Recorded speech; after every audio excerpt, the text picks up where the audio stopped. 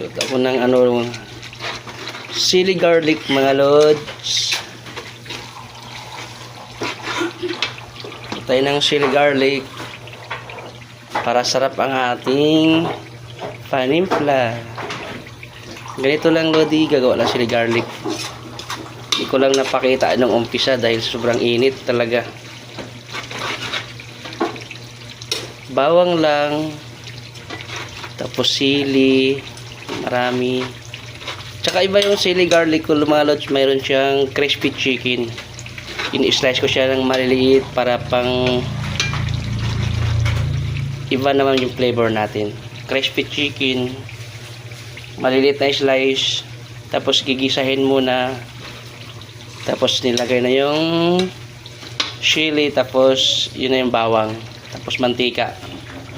Yun mga lods, sili garlic.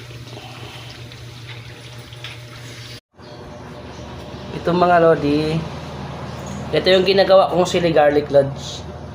Yan na lang para di kayo mahirapan mag-slice ng mga sili.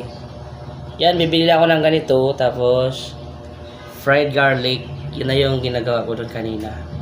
Yan yung pinigisa ko kanina, pero inuna ko yung crispy chicken. Pinatoasted ko muna siya, slice na maliliit.